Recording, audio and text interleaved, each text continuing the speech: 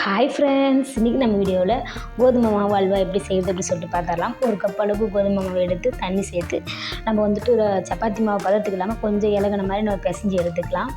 பாருங்கள், இந்த மாதிரி இப்போ வந்து தண்ணி சேர்த்துட்டு நல்லா அமுக்கி இந்த மாதிரி ஊற வச்சுருங்க. இது ஒரு 1/2 hour ஊறட்டும். இப்போ ஒரு பக்கம் ப்ரௌன் சுகர் எடுத்துகிட்டு தண்ணி சேர்த்து கரைச்சி எடுத்துக்கலாம்.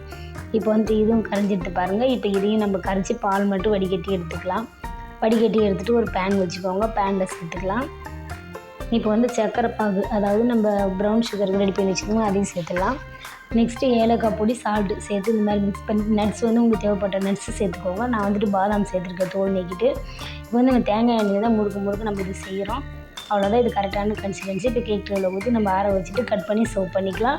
அவ்வளோதான், நம்மளுடைய சூப்பரான கோதுமை அல்வா ரெடி ஆகிடுச்சு. டெக்கரேட்டுக்கு வந்து நீங்கள் வெள்ளை எள்ளு போட்டிருக்கேன், உங்களுக்கு விருப்பப்பட்டால் போட்டுக்கோங்க, இல்லை ஸ்கிப் பண்ணிவிடுங்க. அவ்வளோதான், ட்ரை பண்ணி பாருங்கள். ரொம்பவே நல்லாயிருக்கும். ரொம்ப ஹெல்த்தியான ஒரு சூப்பராக இருக்கும்.